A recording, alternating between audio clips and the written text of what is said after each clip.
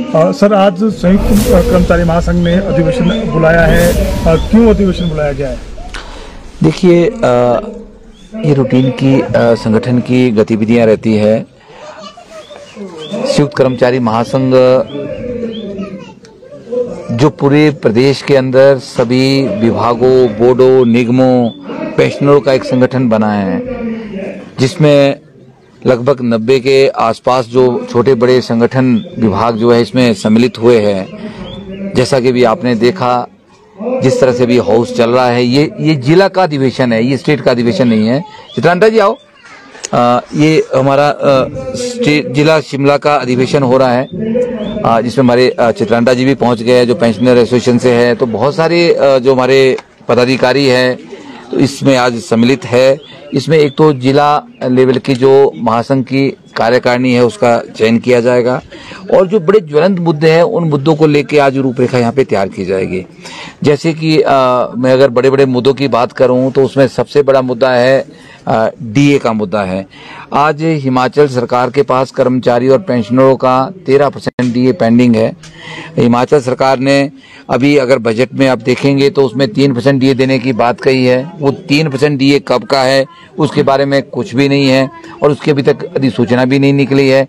जबकि कर्मचारियों का 2023 जुलाई का 4% है, उसके बाद जनवरी 24 का 4% है, फिर 3% की बारी आती है। अब तो 2% जो है भारत सरकार ने और दे दिया है, तो हम 13% पे पहुंच गए।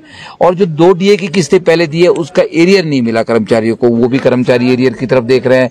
और साथ जो छठा वेतन आयोग लागू हुआ है 2022 में, उसका एरियर भी कर्मचारियों का उसकी देनदारियां देने को है। तो बड़ी सारी वित्तीय अनियमितताएं, और 4/9/14 का जो एक बेनिफिट है जिसमें सारे कर्मचारी उसको मांग रहे हैं, वो बंद कर दिया गया है। जो पिछला जिनका सेटल होना था वो अभी तक सेटल नहीं हुआ है, वो भी फाइलें हजारों की संख्या में डिपार्टमेंट में पड़ी हुई है। तो इस तरह से अनगिनत मांगे आज कर्मचारियों की है, जिसको लेके कर्मचारी जो है आज मांग कर रहा है। कॉन्ट्रैक्ट के एम्प्लॉय अभी तक रेगुलर नहीं हुए, जबकि पहले 2 बार साल में रेगुलर होते थे। अब बोला कि 31 मार्च की डेट को रेगुलर किए जाएंगे, 31 मार्च भी चला गया है, अभी तक कोई प्रोसेस शुरू नहीं हुआ। तो हम ये मांग करते हैं कि कॉन्ट्रैक्ट को या तो उसको जिस डेट को 2 साल होते हैं उसी डेट को उनको नियमित करे, या फिर कम से कम साल में 2 बार जैसे पहले रखा था वो प्रोसेस रखा जाए। तो इस तरह के यूपीएस की बात आ रही है कि सरकार यूपीएस करने की तैयारी में है, तो यूपीएस का हम विरोध करते हैं। और बहुत से विभाग ऐसे जैसे बिजली बोर्ड है, और एमसी का विभाग है, एमसी में तो बहुत सारी एनोमली है, और पंचायती राज का है। हम उन सबको भी जो है ओल्ड पेंशन के दायरे में लाने की मांग कर रहे हैं। तो इस तरह से आज कर्मचारियों और निगमों, बोर्डों के बहुत सारी डिमांडें हैं, जिसको आज हम चर्चा में यहाँ पे लाएंगे। जिसमें हमारा एचआरटीसी की बात है, वो रोडवेज की मांग अपनी कर रहा है पहले की तरह। तो बिजली बोर्ड में जो है उसका विघटन किया जा रहा है, उसको तोड़ने का वो अभी किसी को मान्यता प्रदेश सरकार ने नहीं दी है, जेसीसी अभी तक नहीं बुलाई गई है, उसको लेकर संयुक्त कर्मचारी महासंघ का क्या रुख है?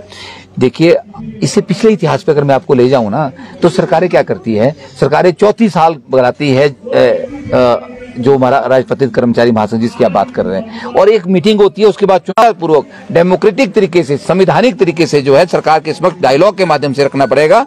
जहां डायलॉग खत्म हो जाता है तो वहां दूसरे रास्ते शुरू हो जाते हैं। तो ये हमारा प्रारूप है। और जहां तक मान्यता की बात कर रहे हैं, मान्यता कर्मचारियों की चाहिए होती है संगठनों को, सरकार की मान्यता से संगठन नहीं चलते हैं। धन्यवाद। सर,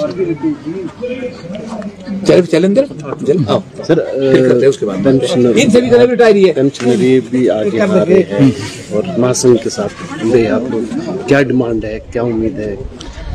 एक तो जो पेंशनर एसोसिएशन स्टेट लेवल की और एनजीओज की है, वो भी इसमें पार्टिसिपेट कर रहे हैं, और उनके भी लंबित मुद्दे हैं। एक 16 से लेकर उनके एरियर्स पेंडिंग है, और पेंशन का जो डीए वगैरह डीएनएस रिलीफ मिलता है वो भी पेंडिंग है।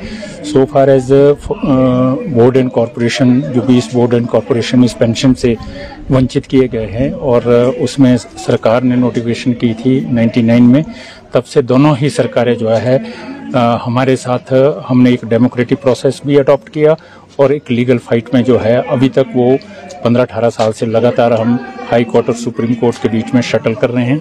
और अभी 22 अगस्त 2024 को जो है हमारी कंप्लीट हियरिंग हो चुकी है सुप्रीम कोर्ट में, आफ्टर जो रीओपन हुआ था हमारा केस है, तो वो अभी पेंडिंग है for the pronouncement of judgement. तो दुर्भाग्य ये है कि आज पूरे का पूरा सिस्टम जो है स्टेट से लेकर नेशनल लेवल तक और जितने भी इंस्टीट्यूशन हैं वो एक किस्म से एक निरस्ता की तरफ निकल रहे हैं और रिलीफ जो है लोगों को जो तुरंत मिलना चाहिए, जिसके लिए ये डिफरेंट चैनल बने हुए हैं, वो इंस्टीट्यूशन जो है एक किस्म से डॉर्मेसी में चले गए हैं और लोगों की उम्मीदें और आक्रोश जो है वो उम्मीदें ख़त्म हो रही है और आक्रोश जो है लोगों का बढ़ता जा रहा है। तो इसके लिए आज ये जो संयुक्त कर्मचारी महासंघ यहाँ इकट्ठे हुए हैं, इसमें हम अपनी बात रखेंगे और एक साझा स्ट्रेटेजी जो है बनाएंगे और आने वाले समय में जो है हिमाचल प्रदेश के अंदर जो है एक मुद्दा जो कर्मचारी जो एंटी कर्मचारी जो सरकार ने स्टांस लिए हुए हैं बहुत सारे, उसके लिए एक बहुत बड़ा आंदोलन खड़ा होगा हिमाचल में, ऐसी हमारी अपेक्षा है।